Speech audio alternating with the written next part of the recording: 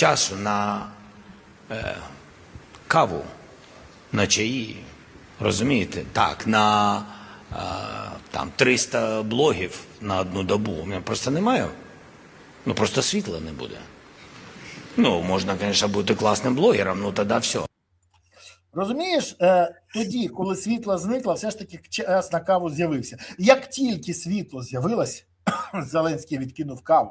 І от я коли думав про те, що це мені нагадує, ну тому що ситуація, ну скажімо так, геть не смішна, я згадав, це ж ці слова про те, що в нього часу нема навіть на чай і каву, це ж класика. Класика з казки Леонида Філатова про Федота Стрільця. Це калька руського царя. Пам'ятаєш, як там було? Вранці мажу бутерброд, відразу думка, як народ, і ікра не лізе в горло, і компот не л'ється в рот. Ну, відчуття, що малювали з Володимиром Олександровичем. Скажи мені, будь ласка, це в нього комплекс Наполеона чи комплекс царя? Чи він просто вже читає, що йому написали, чи знову несе якісь безглуздості, як йому, коли пам'ятаєш, Татаров вбивав в центрі Києва чеченців. Ну, то що це відбувається? Дивися, ну я з тобою повністю погоджуюся. Це дійсно комплекс царя, це не Наполеона, а саме царя. Бо Наполеон там трошки було пов'язано з революцією, а царя це, знаєш, це типу як Богом дана власть. І, до речі, сьогодні таку осану йому якраз співають. Нещодавно були заяви, там Кім сказав, що Зеленський 100% перемагає, бо він найкращий кандидат. Тобто йому там співають, і він живе в цій бульбашці, в цій ілюзії, що дійсно в нього впереді велике політичне будущее. Але я хочу сказати глядачам, що іноді він забувається і починає далі домовлятися з американцями, з ФБРом, щоб його не доганяли за цю корупційну складову, яку він наплодив в Україні. Бо ти знаєш, ФБР це ж не про перемовини, ФБР це про бабло. Ну але почекай, ти не правий. Голова переговорної групи Україна-США Рустем Умеров їздить в Штати, щоб домовлятися про розведення військ, гарантії безпеки, умови, контроль, моніторинг обстрілів, обмін полоненими. І тому, мабуть, зустрічався з представниками ФБР. Ну, інакше ж не може бути. Ну, в нього ж повноваження. Невже ця людина говорила з ФБРівцями про інше? Невже не ФБР відповідає за припинення обстрілів росіян по Україні, за розведення військ? Невже не ФБР відповідає за демаркацію лінії боєзіткнення? Що, ні? Що ти такий злий, Береза? Ну ти ж міг бути добрим, усміхненим хлопчиком. Я ж тебе пам'ятаю. Добрим, усміхненим хлопчиком, якщо б не була така в країні. І через це я розумію одне, що поки вони відправляють двушечку на Москву, країна нищиться. Оце я розумію дуже добре. Це я з тобою погоджуюся. Ну, але давай ми все-таки повернемося до твого запитання і до того сюжету, який ти показав. Ну, Павлін, ну, хвост розпустив, ну, перед дівчатками зарисувався, сказав, що він не має часу, там, на всякі блоги, на відосики. Він не має навіть випити часу кави, бо інакше не буде світла. Ну, от я хочу сказати, що в мене була така от нещодавно доба, де фактично 23 години за добу не було світла, там з переривами по 12 годин, там по 11, по 12 годин. І лише година було світло. Тобто я так розумію, що 23 години Вова Санич пив каву. Ну, якщо він 23 години пив каву, то, знаєш, то вже буде в тому, як в тому анекдоті. От, а не обасися, ну, десь так приблизно. Ну, але давай так, повертаючись зараз не до Вови Санича, а давай повернемося до президента. Тобто це президент України, Верховний головнокомандувач країни виступає перед дівчатами, там, жінками, військовослужбовцями, я бачу в формі там і так далі. Розумієш, і він починає розповідати, що від його волі залежить, чи буде в нас світло, ну, ще залишилось, так сказати, від його команди залежить, чи будуть надої молока. Я для себе особисто давно зробив висновок. Зеленський – авторитарний правитель в країні. Тому що він замкнув на себе все. Ну, скажи мені, будь ласка, от є Конституція, в ній є конституційні обов'язки президента. Бляха-муха, ну там не про управління урядом. В обов'язках президента немає поняття управління енергетикою, управління там тим сим. Це не твоє, вибач, собаче діло. Ну, я не знаю, як ще можна по-другому сказати. В тебе є національна безпека і зовнішня політика. Якщо в тебе сьогодні провалені всі ці напрямки, то, я перепрошую, а хто за це відповідати має? Якщо ти на себе замкнув всю повноту влади, то чого ти плачешся перед дівчатами, що ти не маєш коли бідника випити, бідоська? Ти ж на себе замкнув весь прикуп, то значить і вся відповідальність теж на тобі. Я нагадаю глядачам, що в нас на сьогоднішній день від того, що забрали Єрмака, нічого не змінилося в країні. Просто оце делегування повноважень на Єрмака закінчилося, деякі процеси Володимир Олександрович знову перемкнув на себе. От. Ну а пана Буданова повністю задовільняє офіс президента разом з подоляками, татаровими і іншою наволочю антимайдану. І в принципі нічого не змінилося. Але раз ми вже так заговорили за цю історію, що світла не буде і так далі, то я так розумію, що Кличко не при чому? Тобто, то не Кличко каву п'є, то Володимир Олександрович п'є каву. Ну, але знаєш, що мене прикернуло в цьому сюжеті? Мова. Знову в нього от это русський, да, правда, да, ага. Розумієш, от это оці вставочки такі. Тобто він далі знаєш, ну, як от шпана з подворотні. Ага, да, от это от.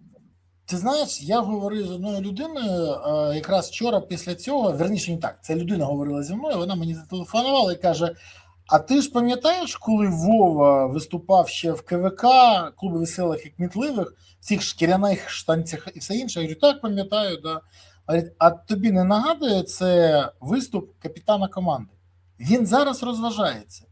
І оце найстрашніше. Замість того, щоб концентруватися на вирішенні проблем, він концентрується на якісь гучних заявах і обіцянках. Ну, наприклад, давай так, от відверто. Його заява про літаки. Ти ж теж чув, я впевнений. Україна має домовленості щодо постачання 150 винищувачів Гріпенів і 100 літаків Рафаель. На наш погляд, це найкращі літаки у світі. Це нові літаки. За чий банкет? Геніально. Дивись, от я не встиг тебе запитати, а де брати гроші на ці літаки? Він чомусь про це мовчить. Ну це ж чергові 3000 ракет до кінця року, коли нема можливості їх зробити і грошей, щоб їх зробити. То на кого це розраховано? Я чому запитую? Тому що ще 18 листопада минулого року про відсутність грошей на французькі літаки написав Wall Street Journal і The Economist, а Bloomberg і Politico писало про те, що нема грошей на Гріпени. Притому найцікавіше не лише України. У французів нема і у шведів. А шведи взагалі чесно сказали, що гроші вперед і вже за 2,5 роки ви отримуєте перший літак. Перший, не всі, а перший. А взагалі це, якщо почати зараз фінансувати, за 10 років це можна отримати. Ти знаєш, ні, я пишаюсь оптимізмом Володимира Олександровича. Він вірить, що поки його друзі відправляють двушечку на Москву, поки його друзі обіцяють йти на фронт, а йдуть в адвокатуру, поки його друзі шкуряють з країни і фактично міндічать і баканять гроші, країна вистоїть. Тож він в потенціал країни вірить. Але скажи мені, будь ласка, без всяких жартів, які літаки він розповідає, якщо сьогодні військові не забезпечені хімічними грілками, через що постійні обмороження? Ти чув, до речі, про це?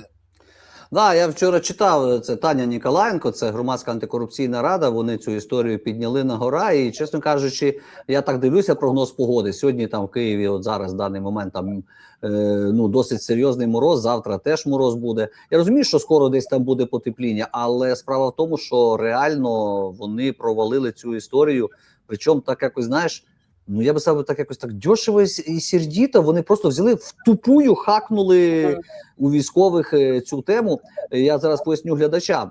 Грілки – це хімічні грілки, які використовують військові, коли сильні морози, тобто ми брали там під одяг, є там для, як кажуть, для зігрівання, ви бачили, яка зима цього року і так далі. От, до речі, їх можна у тебе мікрофон виключений. Їх можна, до речі, їжу підігрівати за їхньою допомогою. Тобто, у нас були такі натовські набори, дуже прикольна штука. Ну, скажімо так, вона дуже хорошо зігріває. Тобто, грілку кидаєш навіть в спальник, і реально тобі просто тепло. Ну, але наші ушльопки, по-другому назвати не можу, цю всю історію провалили. От, і провалили за рахунок чого? Ну, я думаю, що тут цікава корупційна складова, і розслідування з цього приводу покаже. Значить, сенс ішов як. Тобто десь грілки раніше замовлялися, і ці грілки випускалися, якщо не помиляюся, постачалися по 37 чи по 36 з копійками гривень. Значить, 26 гривень, а він запропонував постачальник новий 18. 18, да. І, коротше, і йому заганяють гроші, тобто він фактично демпінгнув ціну, йому заганяють гроші, він замість 300 тисяч постачає там десь 26 чи скільки там, 10% він постачає і більш не постачає. А тепер саме головне, в зв'язку з тим, що грілок не вистачає, цей державний оператор тилу, значить, знову робить конкурси і знову хоче новий купити тендер, другий тендер. І, коротше, на новий тендер приходить цей приватний тилу, так він себе називає, та компанія, приходять ще раз, дають ціну менше 18, там 17 з копійками, і на них знову заключається контракт, незважаючи на те, що попередній вони не виконали. Ну, я не знаю, як це назвати, розумієш? Пацани реально мерзнуть, тому що я так само роблю збори, як і ти робиш збори. Збираємо всяку фігню, яку, в принципі, могла би постачати держава від турнікетів, там, кровоспинів і так далі. І тут питання з грілками, я щось думав, що воно, якби закрите, бо це не є якийсь дефіцит. Але вийшло, що шляпа. А давай я тобі покажу, що це не бізнес. А давай я тобі покажу, що це значно більше. І тут, знаєш, додаткова інформація. Пам'ятаєш так, запитання з зірочкою. Ти знаєш взагалі, хто постачав? Ти чув про це? От знаєш особисто людину, чи не знаєш? Бо я тобі розкажу. Я знаю, що це приватний оператор тилу, контора називалася вроді. Слухай, це ТОВ, приватний оператор тилу. ТОВ ПОТ, який не є виробником цих грілок, але має поставити хімічні грілки виробництва ТОВ «Імекс-Макс». А хто за цим стоїть?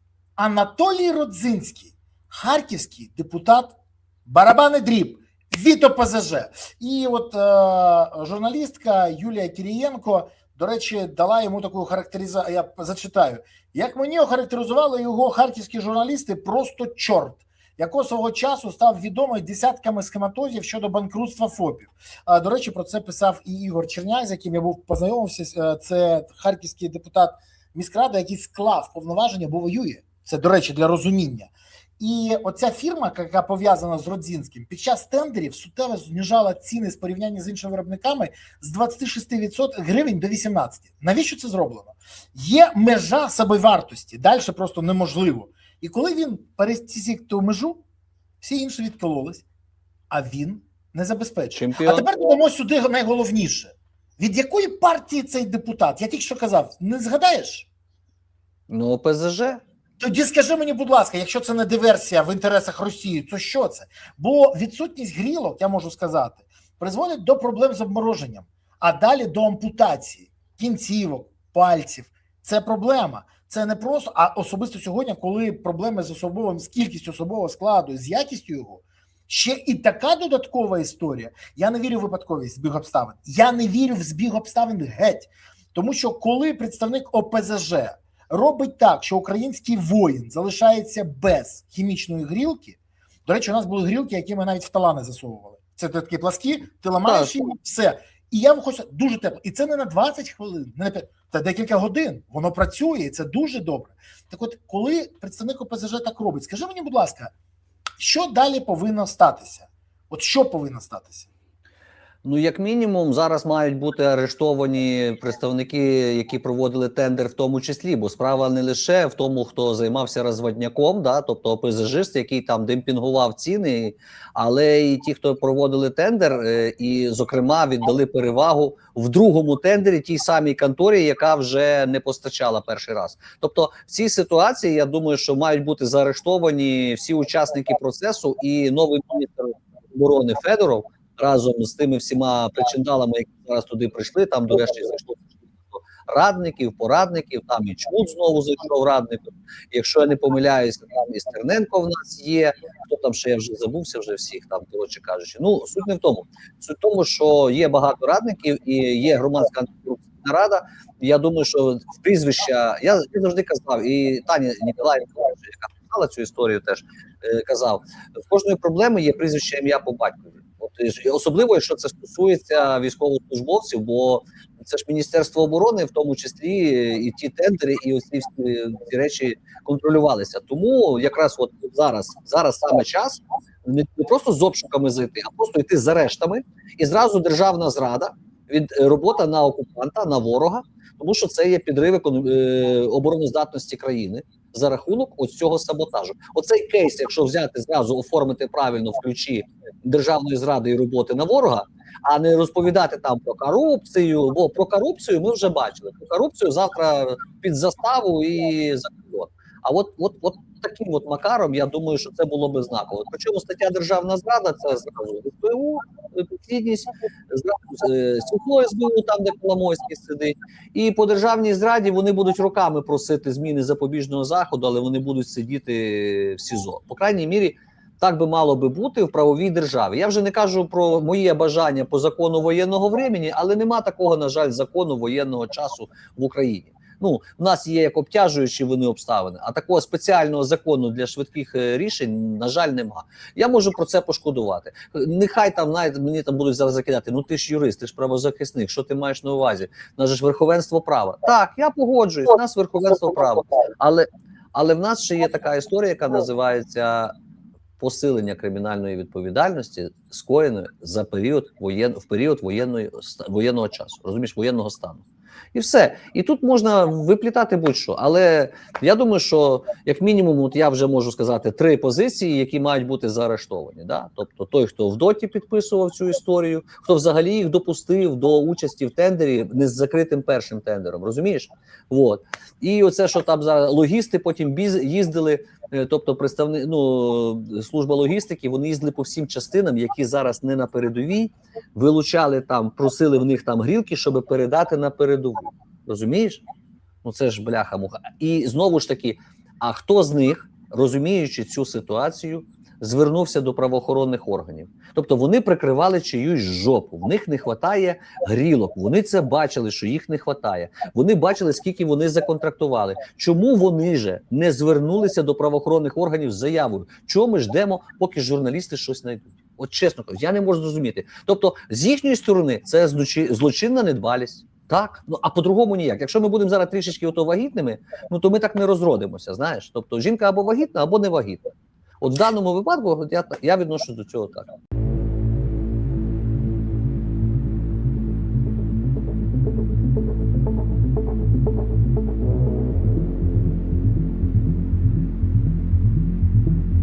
Thank you.